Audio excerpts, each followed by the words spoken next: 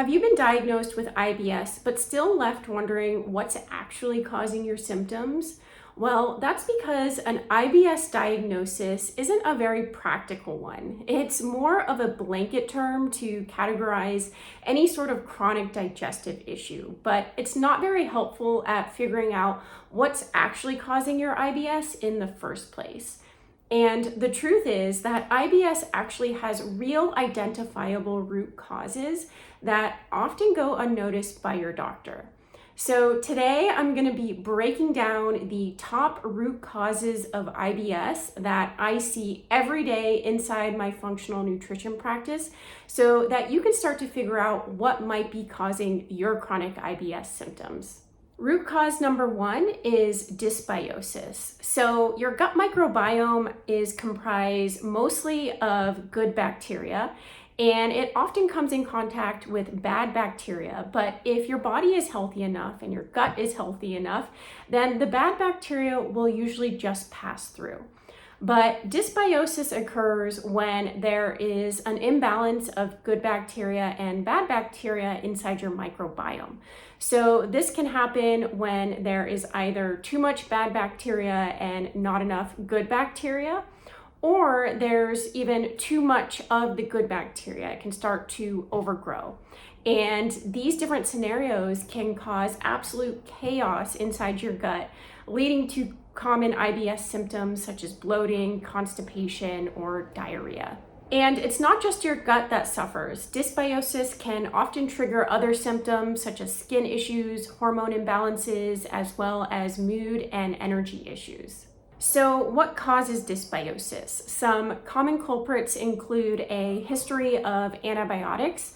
So while antibiotics are often designed to kill off bad bacteria, a common side effect is that they often end up wiping out your good bacteria as well, leading to a lot of dysbiosis in your system.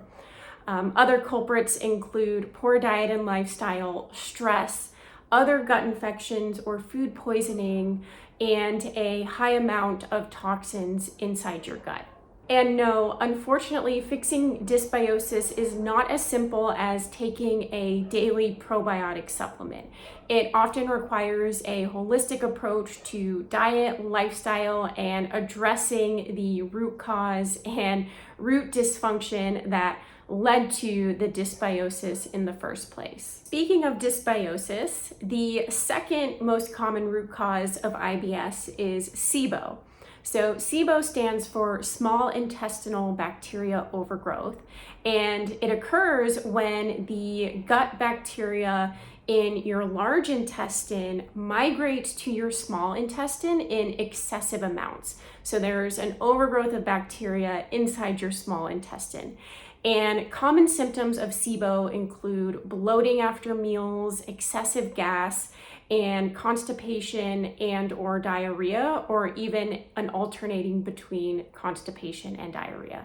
Another common symptom of SIBO is FODMAP sensitivity. So if you find that high FODMAP foods such as onions, garlic, apples, watermelon tend to trigger your digestive symptoms more than lower FODMAP foods, that could be a good sign that you're dealing with SIBO. Let's talk about our next root cause, which is gut infections. One of the most common gut infections that I see inside my practice is H. pylori. And H. pylori is a highly contagious bacterial infection that can inflame the lining of your gut, leading to gastric pain and indigestion. It's also commonly associated with frequent burping, acid reflux, and can even lead to stomach ulcers. The next common gut infection that I see are parasites. Yep, parasites are very real and very pesky to deal with. And they can wreak absolute havoc on your digestion, your sleep, or even your mood and your mental state. They can even lead to nutrient deficiencies because parasites will feed off of and steal the nutrients from your food. And then there's candida overgrowth, which is an overgrowth of yeast inside your GI tract. And candida can leave you with a ton of brain fog. It can leave you feeling super fatigued, and it can contribute to a lot of IBS symptoms such as bloating, constipation, or loose stools. Candida is also notorious for causing other symptoms such as skin issues, reoccurring UTIs, and oral thrush. And so with gut infections, it's not that the pathogen itself is the problem, but rather that your gut becomes an appealing home to these pathogens due to high levels of toxicity, inflammation, or stress inside your gut. And if your immune system is also too weak to fight them off, then these gut infections are going to set up camp and start a party inside your gut that you didn't invite them to. The fourth root cause is mold toxicity. So you might not think about mold affecting your gut health, but it's a lot more common than you would think. Exposure to toxic mold can suppress your immune system.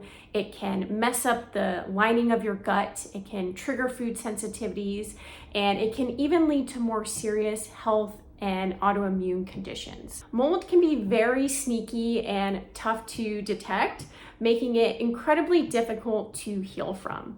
So if you've ever had any sort of exposure to toxic mold, it could be the hidden driver for your chronic IBS. The fifth most common root cause of IBS is leaky gut. So leaky gut occurs when there is damage to the wall of the small intestine, allowing for undigested food particles, toxins, and bacteria to leak through the gut wall and enter your bloodstream.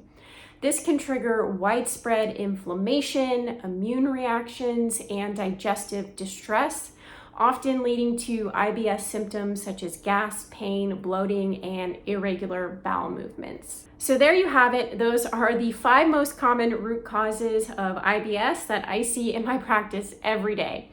But here's the deal. With my clients who struggle with IBS, I rarely see just one root cause. Usually there's multiple root causes at play at the same time, which is why it's so important to make sure you work with a practitioner who can take a holistic view of your gut and metabolism if you want to overcome your IBS for good. So how do you actually identify and figure out which of these root causes are causing your IBS? Well, that's where the right lab work comes in. So next week, I'm going to be breaking down the essential functional labs that I utilize in my practice to identify which root causes are contributing to your IBS. So be sure to stay tuned for next week's video. Thank you for watching, and I'll see you next week.